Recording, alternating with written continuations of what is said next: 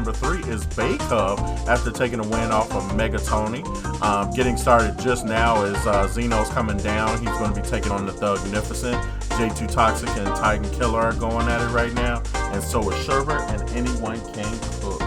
Looks like we're getting some strikes coming in. We'll see how that goes. Looks like Luxray at the start of this, guys, is striking Battlefield to get started on this. Interesting. Yep. I wonder. I'm sure we'll be seeing the Incineroar if this guy is looking to take it all, but you never know, because I think that sometimes there's just some matchups where Incineroar just really has to work. And I think if you're Luxray, we've seen weeks where, maybe not Luxray specifically, we've seen some players who just are unfortunately unable to. Ooh, the pointing. The PowerPoint has been activated, and there you go. We have just hit our goal for tonight, our commentator goal for tonight, as he was mid analysis, match analysis there.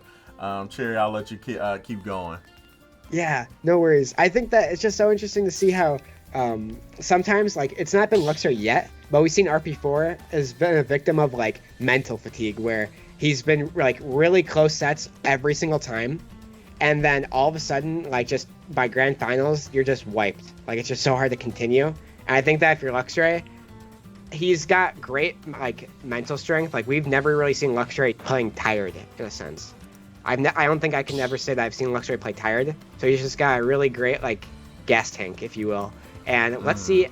I think we'll be seeing Incineroar because it's just a safe guess, but I don't know. We've seen the Falco in the past, but not. Oh. What? The little Mac? Wow. The one time I say it's a safe bet. I have to go back and change the scoreboard. Hop in now. Alrighty. Lil Mac, another character, we're seeing like almost like the reverse way of a tier list. We started with Ganon, we're starting with, then now seeing Lil Mac. Both these characters are just characters that are very volatile, but at the same time, I think that one thing about Lil Mac that a lot of players can agree on, especially if you've been playing lots of locals and whatnot, is that this character can be very insufferable. They have a really crazy comeback mechanic with that KO punch.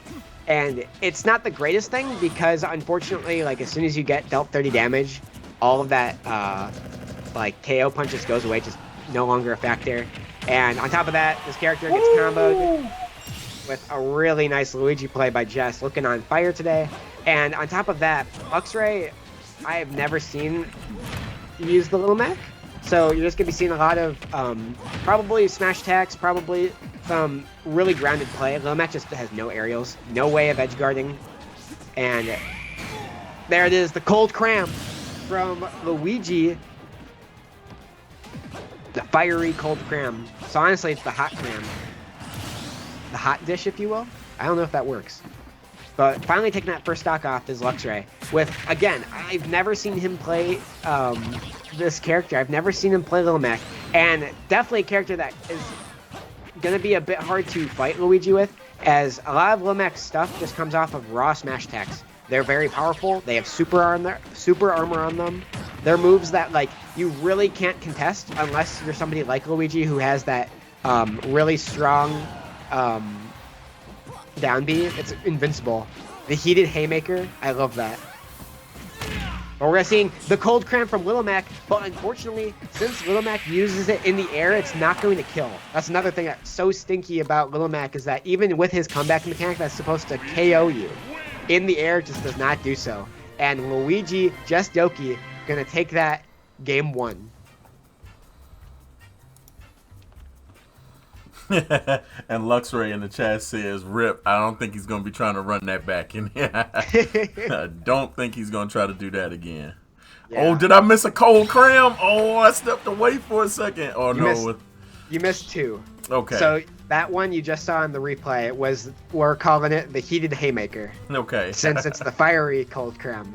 And then Jestdoki actually did get his own cold cram. He took, I believe it was the first stock of Luxray that he took it off with. Nice, nice.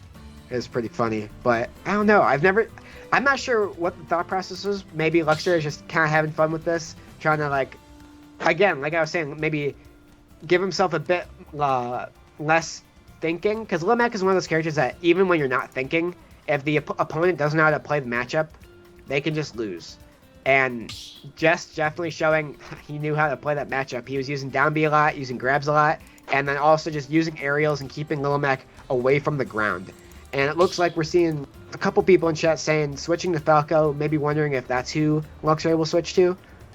I'm not familiar with their history recently in terms of Luigi versus Incineroar, so maybe that's why Luxray's been switched off of Incineroar. Like, it's hard to say, truthfully.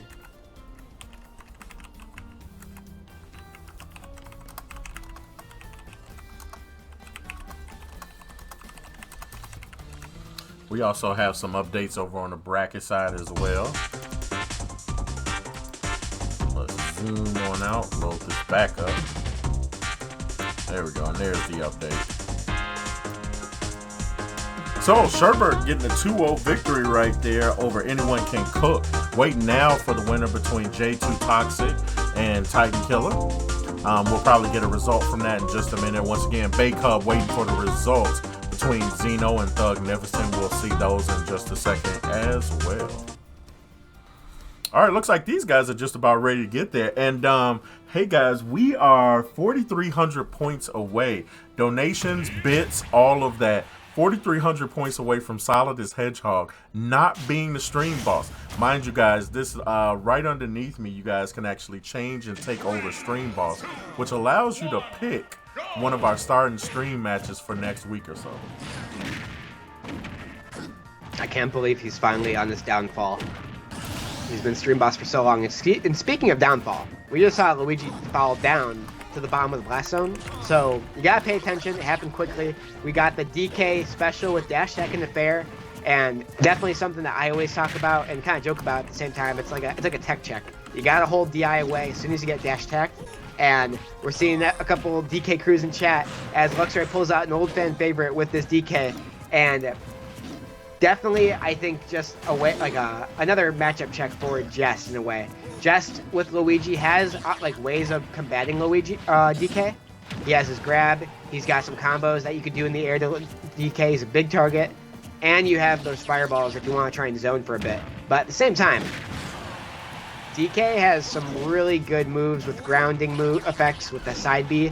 His up B up shield is really dangerous, and he has armor on so many things. So it's just, we're all like, especially with like dash attack into fair and things like that, he has lots of ways to just take out his opponent. Nice back air. Nice back air again. Edge guarding Jest, and now Jest on his last stock after a crazy first game with Lil Mac versus Luigi, man.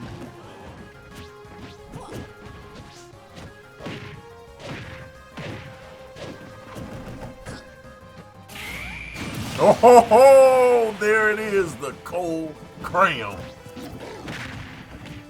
There it is indeed. And man, finally getting that stock off. Like, I feel like at this point, not gonna get the spike. I was just gonna say, I was like, you gotta be careful if you're Jest, because that could happen. Oh man. That was a disgusting game for Luxray.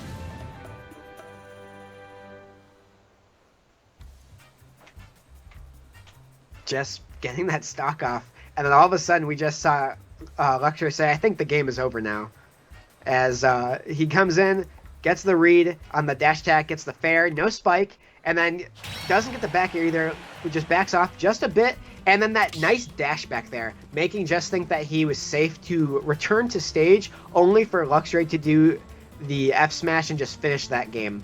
And I think that was just some smart awareness and some really intelligent play from Luxray in a way to quickly condition Just to decide to make that air dodge decision. A lot of players really don't like to just make air dodge decisions willy-nilly because they've learned early on in their careers that if you make an air dodge that's a bit too hasty, you're going to get punished.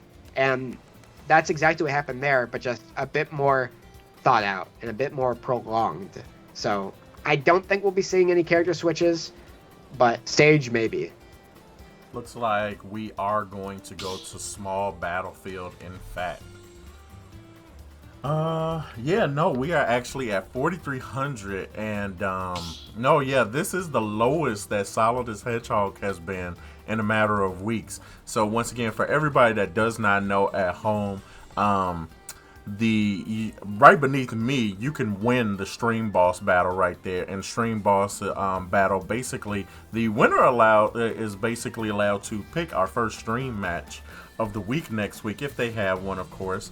Beyond that, followers are knocking off 300 points per.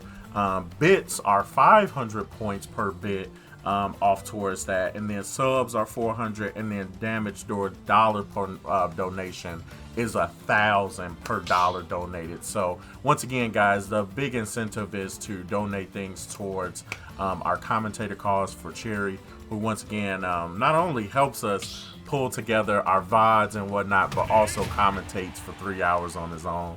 So yeah, no, there's tons of incentive to do so.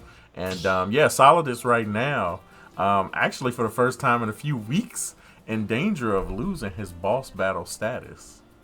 Yeah, man, it's been a bit of an inside joke with me and him lately, because we talk in another server with a couple of our friends, and I'm like, man, he's the stream boss. He's never gonna get taken down.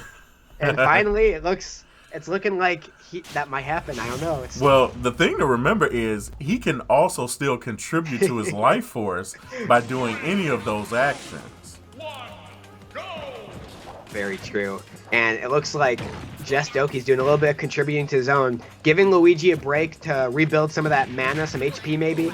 And he's pulling out the other Pokemon, doing a bit of a character Pokemon switch, if you will. And we're going to see DK on probably his favorite stage in the game. Small Battlefield came out, and it made DK mains yell in excitement, because the way this stage is laid out, it allows DKs to retain a kill confirm that they had in Smash 4.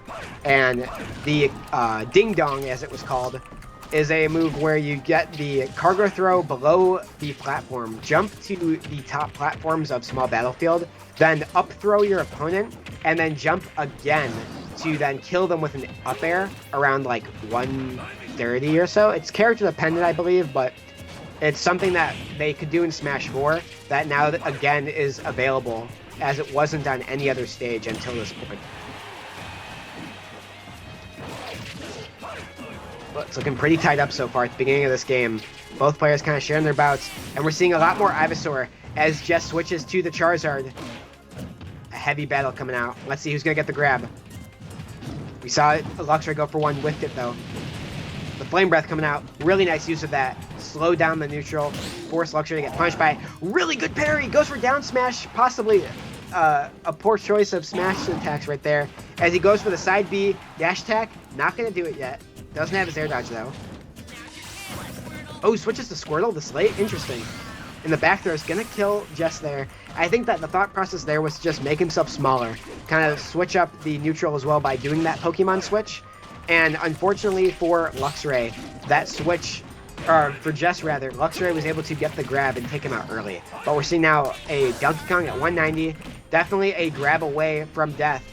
But unable to get it is Jess. Ooh, the super punch coming out. And the side B. Up throw. Definitely going to kill at this percent. And the Squirtle is out for Jest. I think that's a great choice. You just gotta be careful. I think he's now at Ding Dong percentage as well. And if that hits, that's a kill. So you gotta be very careful with that if you're Jest right now. And also keep in mind that, all right, he's going for it. Almost had it. He might be just out of the percent range.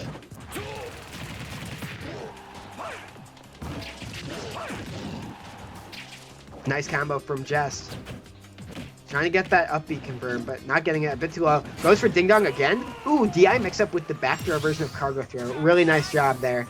Maybe making Jest think that the Ding Dong attempt was coming out, where it just wouldn't have been a good idea. Luxray, knowing that, goes for the back throw to kill off the top. It looks like Jest also is a bit more comfortable with Charizard in this specific matchup. He's been playing a lot of Charizard, and despite what I've kind of talked about in previous tournaments with Jest being, Charizard rather, being one of those characters that does suffer against DK, heavies in general do have a hard time against DK, as we see the switch to Squirtle just not working out as Charizard for Jest. And now we're seeing tied game, but stocks are what's kind of separating it. And Donkey Kong is one that's heavy, so he is hard to kill too. Down throw, not going to do it. And the up air, that's going to do it. Donkey Kong wins.